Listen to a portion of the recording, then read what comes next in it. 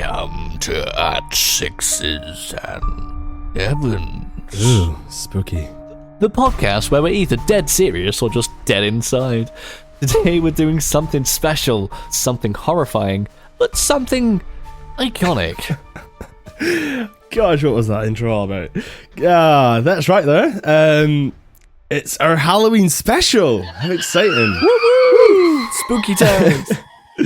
Tonight we are diving into the legendary horror movie icons that have haunted our nightmares and our Netflix recommended pages for years. You know, from Jason Voorhees to Freddy Krueger, Michael Myers, and many more. My favourite of those being Art the Clown from Terrifier, of course. I love Peggy But Sue. if you're still here... Yes, no. God's sake, we're not going back to that. But if you're still here, thank you for obviously tuning in to us. And we hope we're going to, show off a great episode for you guys today. So grab yourself your favourite beveragino, grab your popcorn, maybe a crucifix, who knows, because things are about to get scarier than my social life. But before we continue, I just want to address something. So, a lot of people have asked about us. So I think it's a good time that we can explain the meaning behind our podcast name, which is At Sixes and Sevens. And that's for those who might not know what that means. Yeah, honestly, it is the perfect time because one, it's Halloween. Two, it's that mysterious kind of thing that nobody really knows about it. And we get the questions so much. Yeah. It's unbelievable. So like, why is At Sixes and Sevens? What does it mean? Kind of thing. And it's like, it's actually an old kind of phrase or like a catchphrase that just means kind of being in a state of confusion or disarray. You know, when everything's just, it feels a little bit off. And honestly, that pretty much just sums up the vibe of this show. We cover cases that leave you scratching your head, from true crime, disappearances, paranormal stuff. You know, the kind of stories where nothing really makes sense and everything feels just a little chaotic. Yeah, exactly. We chose the name because it reflects the way that these kind of mysteries make us feel. Like, how do people vanish without a trace? Like, we go into the deeper meanings and the deeper kind of things that people don't ask. Like, how do entire families disappear? Ghosts haunting the same spot for centuries. Like, what? How? It's all a bit of a mess, yes, but that's why we're here to dive into that confusion, just straight head on, just raw dogging it. Absolutely. And so whether it's the chaos of an unsolved mystery or just our general vibe here at Sixes and Sevens, the name with the meaning behind it just feels kind of the perfect fit for us. Oh, it really does. But in terms of what Rio is saying, we're just professionally confused. Exactly. Our job is to be confused. Now that's out. Yeah, exactly. Now that that's out the way, let's start with the big guy, Jason Voorhees. The man, the myth, the machete-wielding machine. But before he was a hockey mask-wearing slasher we all know and fear, he was just a kid, like every single one of us. Unless you're Willy Wonka, who said he was never really a kid. But anyway, he was just a kid who was He's a very big kid. Unlucky. Yeah, exactly. For those of you who don't know the backstory of Jason, basically Jason drowned at Camp Crystal Lake because the counselors were too busy counseling each other, if you know what I mean.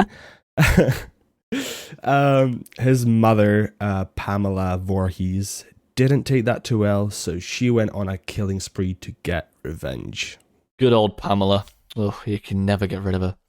But Jason didn't even make an appearance as the killer in the first movie. Like, the whole of the first movie was actually Mama Voorhees, good old Pamela. The original, helicopter parent, except instead of checking your homework, she's checking your pulse to see if you're dead, of course. But when Jason finally shows up in his sequels, it's because he somehow didn't die. turns out Jason's allergic to staying dead, as we all know. If you've played the games, if you've watched the movies, you know that he will not die. So, with his mum's death to avenge and an eternal grudge, he then comes back as this indestructible machine welding maniac. Jason's basically like living proof that not all childhood trauma leads to therapy. Sometimes it leads to murder instead. Well, that's a funny thing, actually. I'll go back to kind of that, how the killers, or how the serial killers, the murderers, whatever you want to call them, they never die, even though, they have amputations, decapitations, whatever it may be. They're stitched back together, Yeah, they stitch back. So Chucky's a perfect example. He literally gets burned in the first movie. We'll probably go over that later, but he comes back and it's like, how? There's no logical sense. How? But, going back to Jason, though, he's like the guy who gets ghosted, but he takes it way too personally. So, like, he's not just haunting Camp Crystal Lake because of just all of that one bad summer. He's just on a never-ending murder spree, or like on a kind of a murder vacation. I love that. I love the murder vacation. I know. I feel like that really suits Jason Voorhees. He's like, you know how on TikTok you got all this Camp America stuff? Go to Camp America, it's so much fun! Woo! Camp Genocide. Camp Jason Voorhees. I don't think he was camp. I think he was straight, but anyway. Now let's move on to Voorhees walking around like, hey, queen. And it's just like, slay. Oh, I'd go to that camp. Oh, yeah. Honestly, me too. Have you ever played the games, Tommy? I've only played like Dead by Daylight. I think Friday the 13th is the one you're on about, isn't it? Yes. Yeah, I love that game. I haven't played it once, unfortunately. I've seen a couple of clips from it and some funny moments, but I don't really think it'd be my ace myself. It's a game that you'd enjoy during Halloween, but you couldn't play it all year round. But it is a really, really fun game. Yeah, that's true. But now that we've covered Jason, let's move on to the next favorite, which is Freddy Krueger. Do you think your nightmares are bad? God almighty, Freddy is the nightmare. Every time you say Freddy, I think of Five Nights at Freddy's. I'm sorry.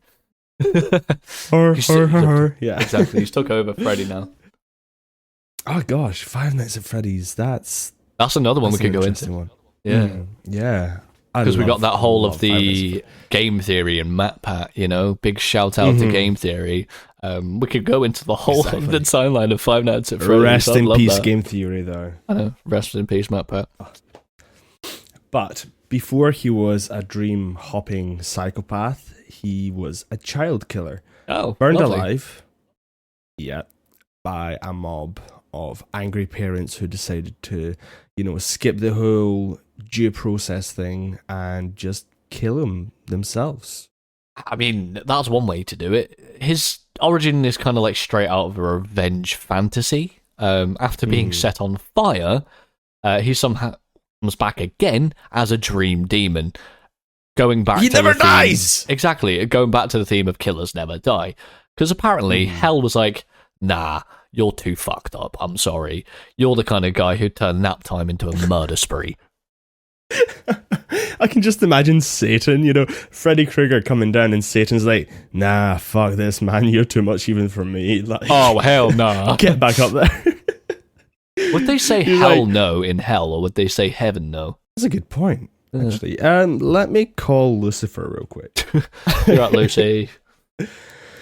Yes, indeed. But Freddy's character is all about control. In life, he preyed on the innocent, but in death, he one-ups himself by going after people in their sleep. It's Inception, but like more horror, isn't it? Like he goes in within a dream, within a dream, within a dream kind of thing. Yeah, He's like Martin Luther King on steroids, basically. What? I had a dream. I had another dream. I had another dream. Freddy Krueger was there. Oh, well, that's a very strange dream. Or nightmare. Do you know a lot about Freddy Krueger? Like, he's quite a funny character. He always cracks jokes. Not really. I mean, obviously I know of the whole idea and basis of him, but I haven't really watched the movies because I didn't really like Freddy Krueger that much. I'm not going to lie. He's not fair enough on my top 5. I think Freddy Krueger was the one that I was always most scared of because, like, fair enough, Jason Voorhees, yeah, cool, he's at a camp, but I know I'll never go to that camp, whatever. But Freddy Krueger, I was always like, oh my god, every time I close my eyes, I want to see this sweater wearing burn man. The one that I think actually really messed me up was Chucky. I never could bring myself to watch or to actually just look at Chucky because he freaked me out so much.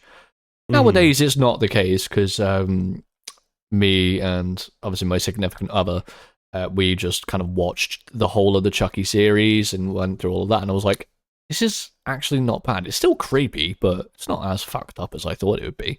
Yeah, I was never afraid of Chucky. Oh my god, what petrified me? Right, this is going to sound so stupid, but I watched this one of the scary movies, I think. Which one had the bitch from The Ring? Oh, I don't even know. That could be in it. It was like the first or the second one, but I watched that like a very, very young age. And that bitch from Scream, like crawling out the TV and like, Cindy, the TV's leaking, you know, all that. Yeah. It fucking terrified me. I was petrified. I was like, I remember this. I was maybe like 5 or 6 or whatever, maybe even younger. But I was sitting like in the toilet and I shouted to my mum across the apartment because this was when we were living in Poland. And I shouted, I'm like, can you make sure the TV's off and the door's locked? Because I was petrified. That is so scary. Like, I had this one experience. It was just interesting. Where we turned all the TV off and everything because we were going back upstairs, and no one was in the front living room at all. Like, the lights were off, everything was fine. Right. And me and my mum were walking up the stairs, and we started hearing the TV turn on and put on full blast. What the fuck, man? So that night I wasn't able to sleep, and I was like, but I think we should get back to Freddy, shouldn't we? Freddy. Yeah. Yes. What was I saying? Oh, I was talking about the jokes. Why he's always, cracking jokes. And the reason for that is that's kind of his way of taunting his victims, like adding insult to literal injury. He's basically like the most terrifying stand-up comedian you could never ask for. But his one-liners, the killer. That was so They really are. They really are, yeah.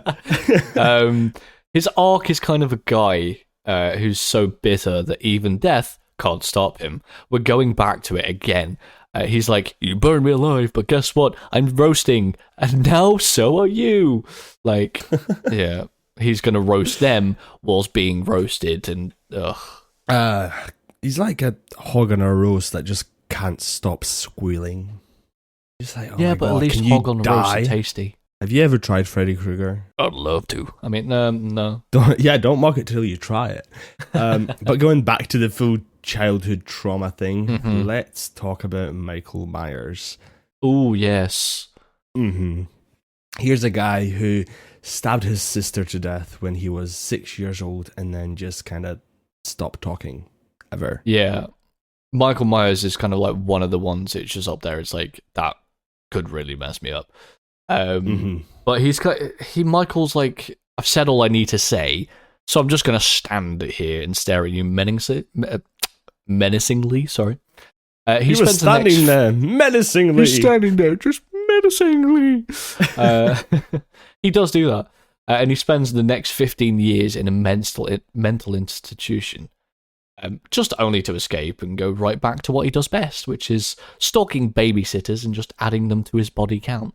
And not the sexual kind. Literal body count. Yeah. He's counting how many bodies, not humans, Yeah. Bodies hit the floor. Well, yeah. But when you said mental institution, I just thought of all the TikToks and memes of when they're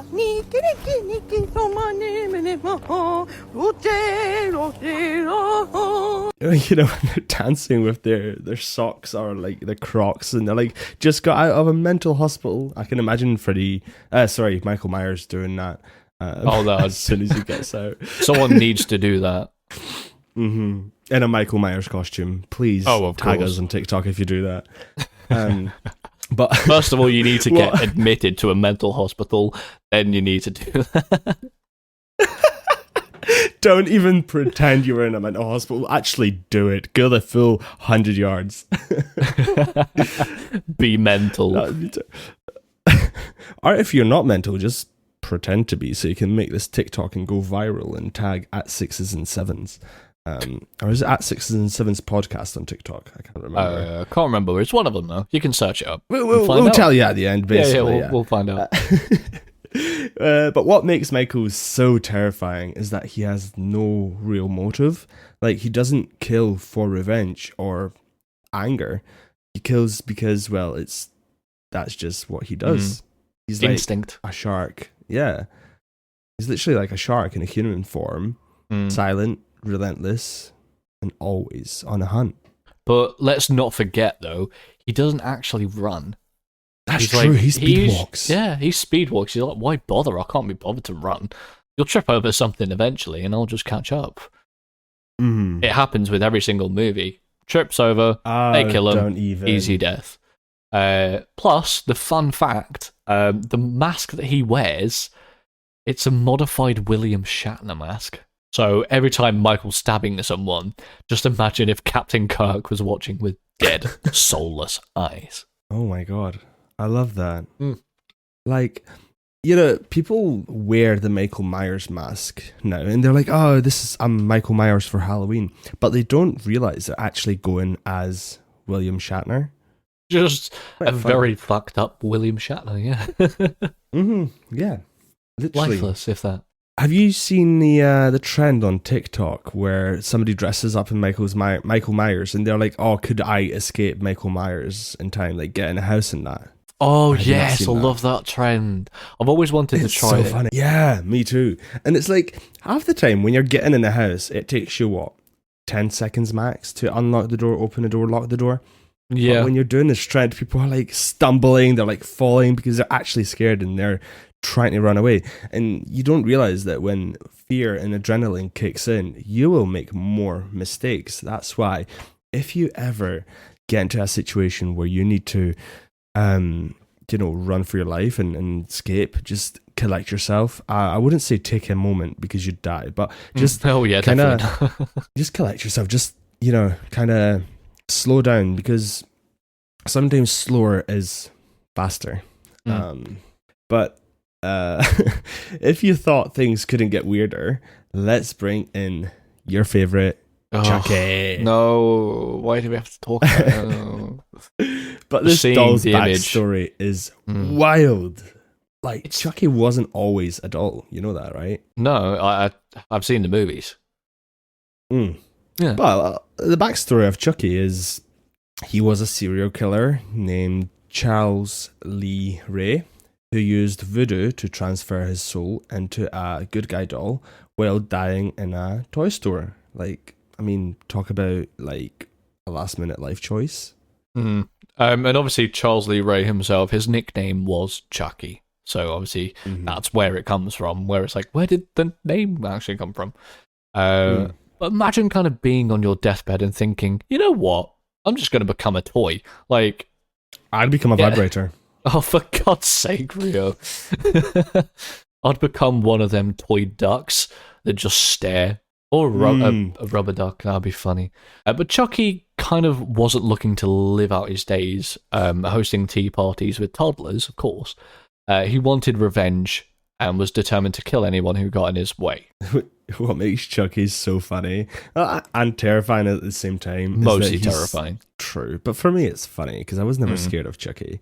But it's the fact that he's still got all the bloodlust of full-grown killer.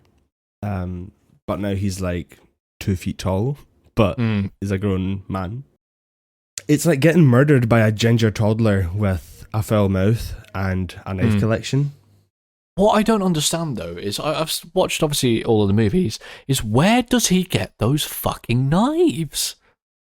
They just appear out of nowhere. It's true. It's so annoying. In his jockstrap. Well, not even that. He just puts them in his pocket and then somehow he could just pull one out. I'm like, if it was that easy to grab a knife out of my pocket, I'd be Edward Scissorhands at that point. Mm-hmm. But let's not forget that Chucky has got a family now. You know, Bride of Chucky, that's not just a horror movie. It's a rom-com that's gone very wrong. So it's a rom-hom-com. Wait, a rom-hom-com? A horror rom-com. Horror rom-com. Horror rom-com. Yeah. Horror rom-com. Something like that. I love that. Yeah, it's a great one, honestly. It is a great movie, and I can't remember what the... No, it was Glenn. Yes, the child name is Glenn/Glenda, so they've added in non-binary as well, which honestly was way ahead of their time. That was released in what, 19... Oh, I can't even remember, was it 2000s actually? But they were ahead of their time with Glenn and Glenda. But since we're in a topic of dolls and creepy dolls, next up, Annabelle. I've never actually watched Annabelle. I know a bit about it, but I've never watched it just because it's dolls. Neither have I. Dolls creep me out. True. I've got a fear of like normal dolls. Chucky isn't really a doll for me, but like, you know, the actual like dolls. Antique, dolls. I know what you're on about. Yeah, when you tilt their head back, they close their eyes. Fuck that. It's just their eyes. They're like marble eyes. It's no. No. But Annabelle, she's not the most active killer, but she's definitely got that creepy doll-esque aesthetic about her. Her story, she's a conduit for a demon that's attached itself to the doll. Oh. Mm-hmm. Oh, okay. Well, she's the kind of doll that I think you'd find at a yard sale, and the minute you bring her home, the whole of your life just turns into paranormal activity, of course. She doesn't even have to move, and yet she somehow manages to make everything in your house haunted. Like, we could go back to the Keddy, was it the Keddy cabin, where all of the drawers were moving? Like, she could do that with the powers, basically. It's just like having a roommate who won't pay rent, but is totally fine with just messing up your life entirely. Very true. But her backstory isn't as hands-on as the others. But that's what makes her like more terrifying. What crafted. Like, she doesn't do the dirty work herself. She lets the demons do it for her. She's like the CEO of haunting, pardon me. She's delegates the evil. Have you ever heard of Robert the Doll? No, I don't think I can. Oh my god, it's like Annabelle on steroids. Oh no. Yeah.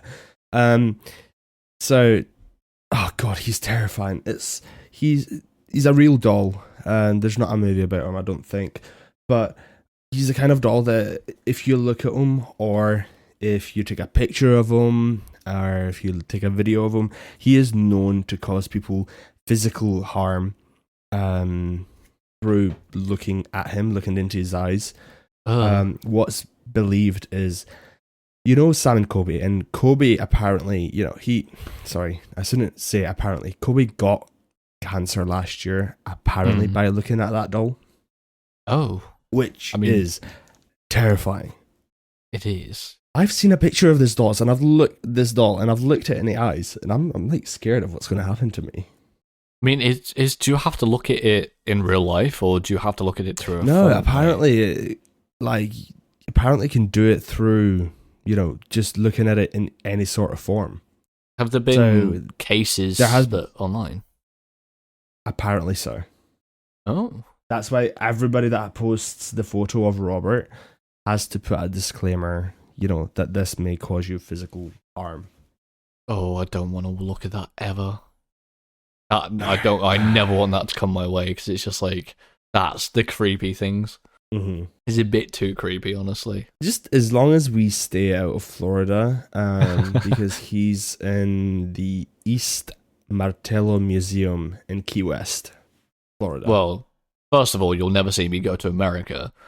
I think we will. No, I mean, one, for politics reasons, but two, I can't handle the heat. I'm a pale but not all of man. America is hot. You do know that states like Ohio are very similar to the UK weather-wise.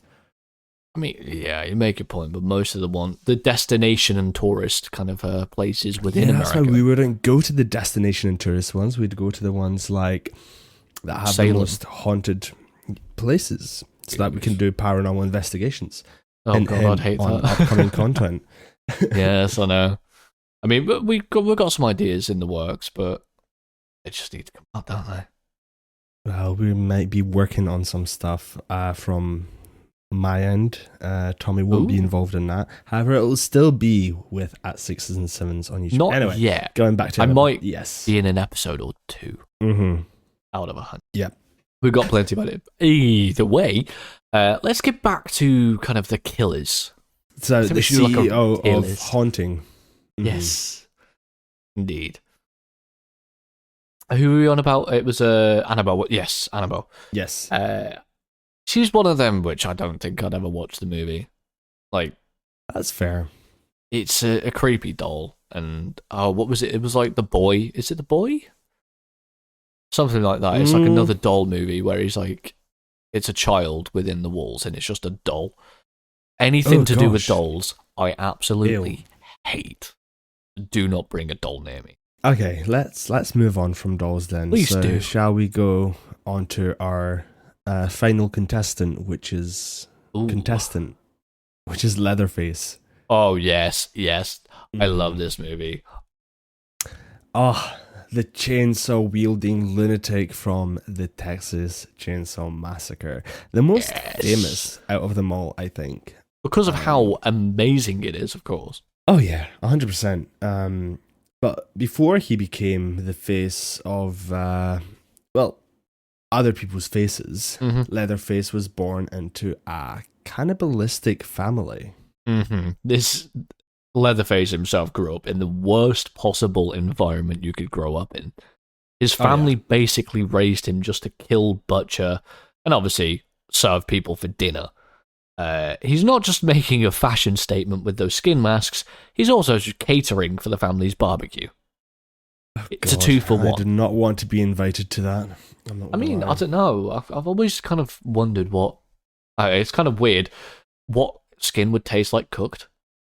It sounds really bad when you say it out loud, but I do wonder what it's like. Chicken? Apparently so, but we'll never know. No, maybe that's one of the episodes. I will not get... Tommy tries human skin. No, I will not be doing that. You can join the Try Guys and Keith in trying the menu, but I will not be trying that. But Leatherface is a tragic figure in a way. He doesn't kill because he enjoys it. He does it because it's really all he knows. It's what he was raised with.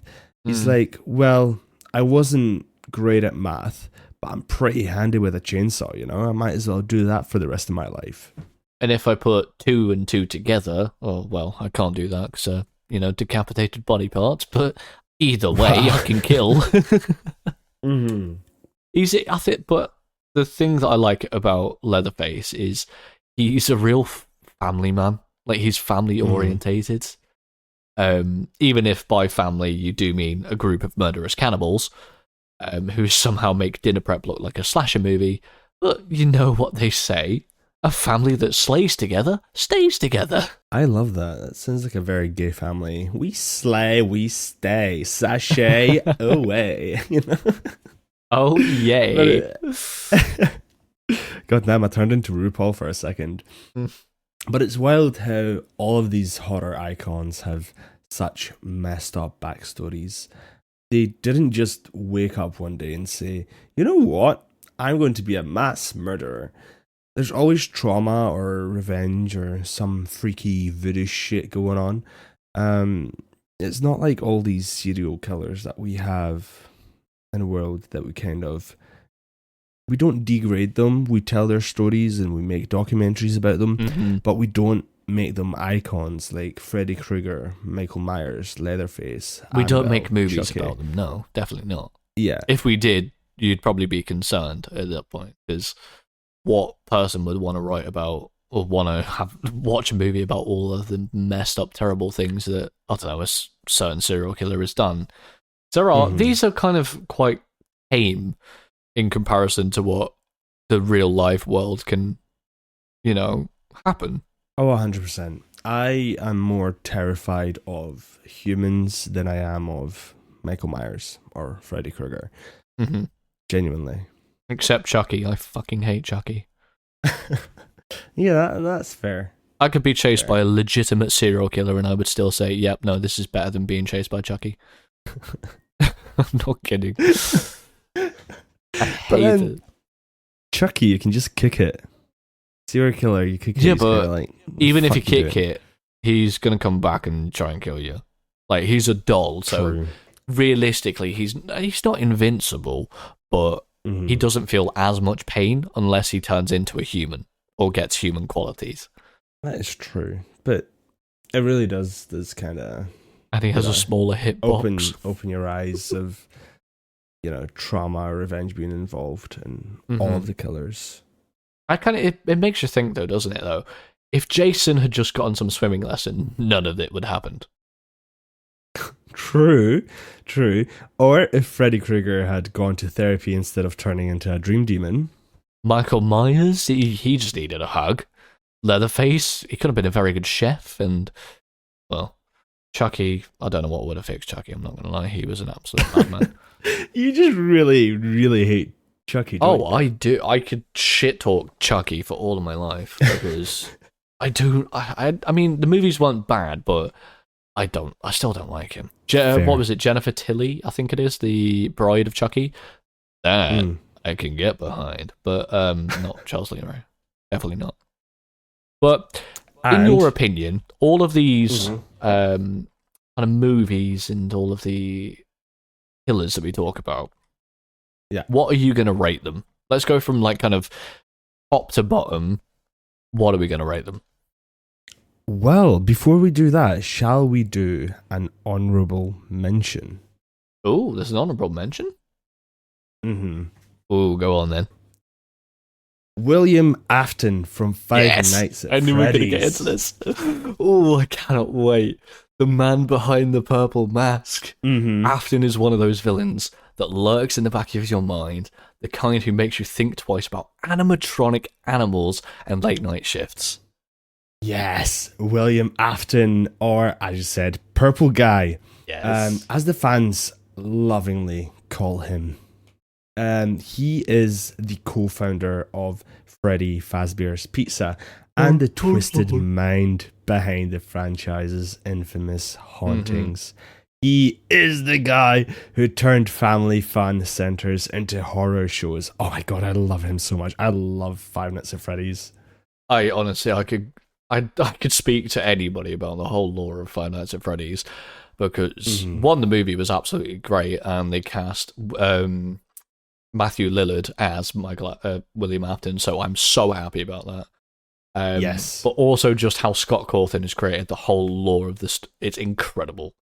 Imagine a man so twisted, he turns children's spirits into vengeful ghosts, trapped them in animatronic bodies, and we're not like just talking about some temporary haunting. These kids are in it for the absolute long haul, with obviously jump scare, like back-to-back jump scares included. Oh yeah, a lot of jump scares. Too many. And a lot of a lot of moments where you're on the edge of your seat. Yes, I remember watching Markiplier and PewDiePie play it. Oh my god, I never played it myself. No, I never could. I always watched them.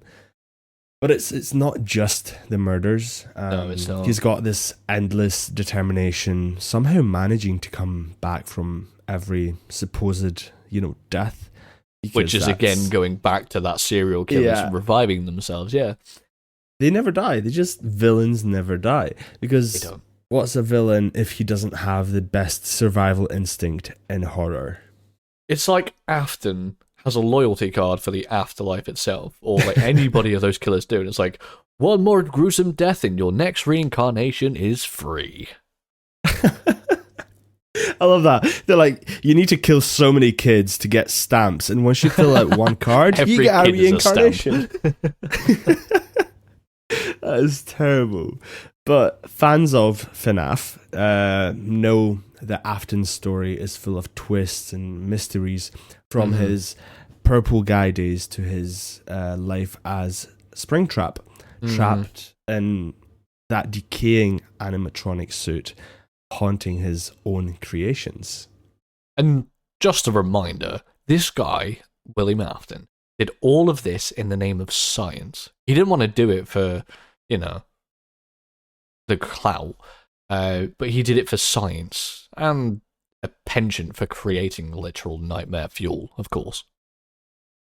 Yeah, it's very true. So here's to William Afton, a masterclass in villainy and a true pioneer in making pizza arcades officially terrifying. And to anyone working late at a Chuck E. Cheese tonight, stay safe. Definitely watch your back. Absolutely. I think that's a great one to mention. Sorry, that was. I think if I was to rate them, I'd put William Afton at the top just because I love the lore and the story. I do think William Afton would be one for me. Then it would be Freddy Krueger, Michael Myers, Chucky, Annabelle. Have I missed anyone out? Oh, and Leatherface. I'm not a big fan of Leatherface. I don't know. I kind of disagree. So at the top, I'd put Jason Voorhees and Leatherface. Underneath, I'd put Freddy Krueger. And then obviously underneath that, I'd put probably Michael Myers. And then underneath that would be Chucky and Annabelle in the same one. And it'll be like the lowest tier that you can. That's fair. Obviously, that's fair. I hate dolls. Yeah, I get that.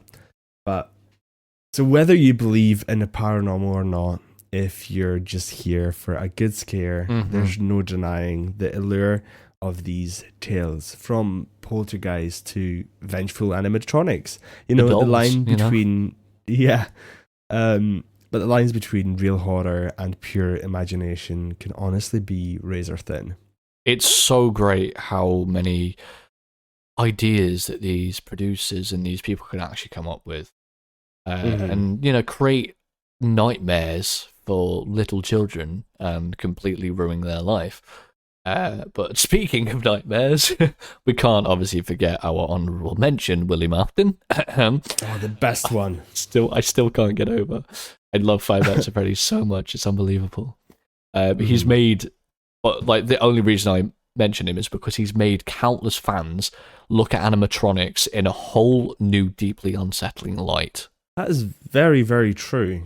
I'm not going to look at a Chuck E. Cheese the same. Or I'm not going to look at animatronics the same without thinking there is somebody dead in them. Yeah, it's a spirit roaming around there, and the eyes are just staring at you. Yeah. But he is the villain who keeps coming back for more. Afton's dedication is the kind of persistence we can't decide if we admire or we're just terrified of. All you need to do to be a serial killer is be persistent. That's what we kind of figured out with all of these stories. But we've got a little bit of advice for you. If you ever find yourself alone, late at night, you hear a faint mechanical hum behind you, fucking run. Nah, you're dead. It's too late at that point. If you hear the you're song. dead. Yeah. You just know you're instantly dead at that point. Yeah. Anyways, thank you all so much for joining us on this chilling journey. If you're new here, do not forget to follow at Sixes and Sevens on all major platforms. And leave us a review because they really, really help. Honestly, the reviews help us make it onto people's recommended pages. Yes. So, just keep telling us what you think. And it's your kind of version of telling us, I'm still here, without the haunting part. Do you know those credits in Five Nights at Freddy's where it just says, I'm still here, or something like that? That is basically what it's like. It just lets us know you're haunting us. And we love that. We really do. We want you to haunt us. It lets us know that you keep coming back. Exactly. You want more. Yeah. Also, we apologise for the, obviously, lateness. I have been moving house and I have been ill. So, if you have anyone to blame, just blame me for the 2 weeks that I was absent. But we're coming back. Weekly episodes, hopefully, and get everything sorted. Either way, you might think you're alone in the dark. But with all these hauntings and spirits and sinister legends, you might not be alone as you think. Stay curious. But stay cautious. Oh yeah, massive. And keep an eye on his animatronics.